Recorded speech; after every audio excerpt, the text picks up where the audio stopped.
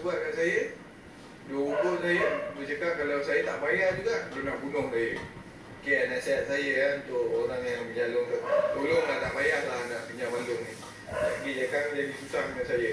Alung duk cari lah, buat kacau family saya lah, macam-macam orang buat. Lepas tu kalau boleh pun, nak pinjam pun, pinjam bank lah senang. Tak ada nak susah. Itulah dia tiba yang boleh kita ambil. Sebenarnya jangan kita senang-senang saja untuk pergi ke jalan yang mudah. Sebab tak dalam hidup ni tak ada apa pun yang mudah. Semua kita kena usaha sendiri. Dan untuk membicarakan dengan lebih lanjut lagi, kita ada bersama kita di studio kita hari ini dua orang panel kita. Yang pertama ialah Encik Muhammad Adnan Anad Abdullah, kaunselor kanan kewangan AKPK, betul? Ya, apa khabar Cik Adnan? Khabar baik. Okey, dan senyum Cik Adnan. Kami bukan Along, kami hanya mau tolong. Tak ada masalah. Ya, itu dia. Dan di sebelah kanan saya pula iaitu Encik RC Barasilan, Presiden Persatuan Pemberi Pinjaman Wang Berlesen. Okey, yang berlesen yang berlesen atau lebih dikenali sebagai PPW. Selamat datang. Finance Association. Okey, Mr. Firas, saya nak tanya dulu saya ada sikit duit, saya nak jadi alum. Boleh tak saya jadi alum? Siapa macam mana kelayakan nak jadi seorang alum? Ya, nak sulung kan? Abang lu?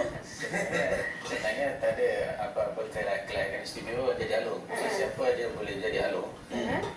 Apabila dia dah melintas undang-undang tersendiri. Okey, dia ada satu akta pemberi pinjam wang berlesen. Sesiapa mengusahakan industri ini tanpa lesen, dia diklasifikasi sebagai pemberi pinjam tak berlesen, di mana digelar sebagai alum. Alum. Yang berlesen anggap bukan? Okey. Dan Cuma tolong. kami cuma nak tolong. Bukan alum tapi hanya mau tolong. Mungkin nak tanya kepada Cik Adnan sebagai satu mewakili biro institusi yang membantu menangani pelbagai masalah kewangan terutamanya alum. Apakah tindakan yang seringkali dilakukan oleh AKPK sendiri untuk membantu mereka yang mempunyai masalah kewangan dengan alum ini? Okey, terima kasih. Secara khususnya kita tak adalah kata boleh berurus dengan pihak alung ke atau siapa-siapa yang tidak di bawah penyediaan negara. Tapi kalau kita dapati ada pelanggan kami yang menghadapi masalah alung tu, kita tak adalah dia kata kita tak boleh tolongi balik. Tak ada. Kita sebagai kaunselor atau kita sebagai nama pun agensi kaunseling. So ke kaunseling ni maknanya kita bagi hikmah nasihat. Okey. So kita ada dua approach dekat sini. Pertama sekali kita akan tengok dia punya profile dulu. Kita akan tengok semua perbelanjaan dia, semua hutang-hutang ada, baik hutang yang legal, hutang yang tak legal. Jadi alum ni illegal lah kan. Jadi kita akan tengok. Jadi kalau katakan melalui khidmat nasihat tu mungkin kita aturkan perbelanjaan dia balik. Mana kita jimat sana, jimat sini supaya hutang alum ni kita boleh langsai dengan cepat. Andai kata yang ini pun orang kata dah tepuk dah, tak boleh buat apa-apa. Kita akan tengok hutang yang ada yang sekarang ni yang dengan bank-bank ni. Contohnya hutang kad kredit ke, hutang pinjaman peribadi ke, atau hutang pinjaman rumah ke. Jadi kadang-kadang kalau kita rasa kita perlu, kita boleh tolong struktur balik hutang-hutang yang ini supaya bayaran bulanan dia semua kurang. Mengikut kita punya pengalaman sekarang ni, kita boleh kurangkan sehingga 70% daripada apa yang you bayar sekarang. Banyak tu. Contohnya kad kredit kalau 10,000 you kena bayar minimal 500. Kita dekat AKPK tu kalau kita tarik panjang sampai mungkin tempoh yang beri kita sampai 10 tahun, you perlu bayar 120 saja. Hanya dari 500 turun satu mana 76%. You save. Jadi duit yang lebih ni apa kita cadang kepada dia, pergilah langsai kau hutang dengan. Inilah orang kata apa, sekali kena jangan buat lagi. Ada jalan penyelesaian ini. Ada Jalan pinjam.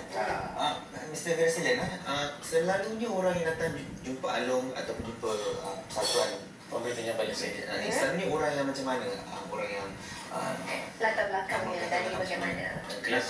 Biasanya kalau latar belakang dia daripada golongan sederhana dan ke bawah sederhana. Dan nature dia punya pekerjaan biasanya barang-barang swasta ataupun pengusaha sendiri dari warung, kedai, kecil-kecilan. Mereka seperti inilah biasanya datang. Jadi mereka datang untuk membuat pinjaman kerana mereka tak ada dokumen untuk membuktikan kepada bank-bank tempatan. Jadi di sinilah mereka mula-mula pergi ke bank dan tak dapat luluskan dia punya pinjaman, dan mereka datang pada pemberi pinjam berlesen pula. Mhm. Jadi kalau pemberi pinjam berlesen ni ada beberapa syarat-syarat tersendiri, tapi Yeah. tak adalah Tidak seketat seketat macam institusi banking bank lah. Ya, betul. Jadi kalau tak layak juga di sini, maka di sini dia tidak ada pilihan lain.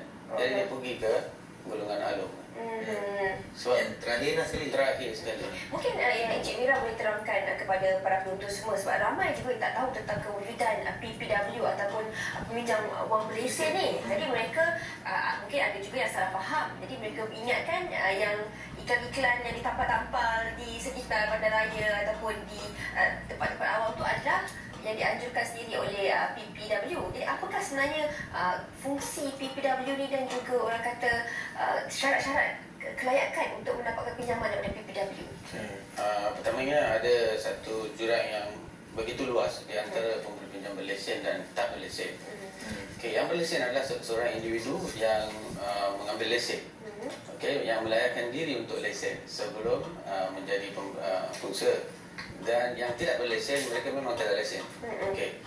So pemberi pinjam berlesen ni dilesenkan melalui satu akta. Akta pemberi pinjam wang berlesen 1951. Okey, dan kementerian yang menguasakan akta ni adalah Kementerian Perumahan dan Kerajaan Tempatan. Jadi lesen kita dikeluarkan oleh Kementerian UNED. Alright. Dan mereka ada beberapa syarat untuk buat perniagaan mereka. Antaranya semua perniagaan, semua transaksi pinjaman mestilah melalui satu perjanjian dan satu salinan perjanjian mesti diberi kepada peminjam berkenaan. Jadi perkara-perkara ini biasanya kita dapat lihat di antara pemberi pinjam yang alung ni. Dan mesti mempunyai pejabat berdaftar dan permit iklan dan sebagainya. Mesti ada nombor permit iklan. Itu bagi mereka yang ingin memberi pinjaman lah.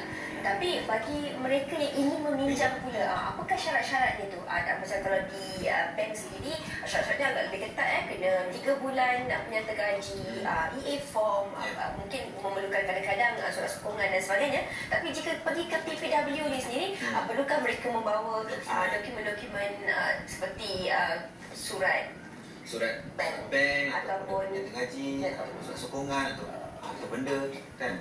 Tidaklah seketat macam tu. Cuma dia kena membawa diri. Membawa diri tu penting.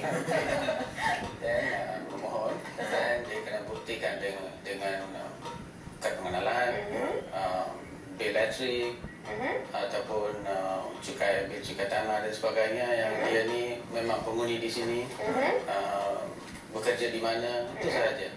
Dan seterusnya kita akan kaji daripada satu interview antara peminjam dan pemberi pinjam. Okey. Jadi berapa kali tangga gaji pinjaman yang diberikan? Sebab PPW adalah lebih kepada pinjaman microkredit kan? Yes. Yeah. Jadi berapa jumlah? Okey, biasanya pinjaman dihadkan bergantung pada permintaan, dan kedua bergantung pada dia punya gaji dan perbelanjaan dia. Jadi kita akan kaji daripada maklumat yang kita dapat daripada dia, ada blueprint, dan dari situ kita akan decide berapa nak pinjam. Berapa yang layak? Dan berapa lama proses kadang-kadang ni terdesak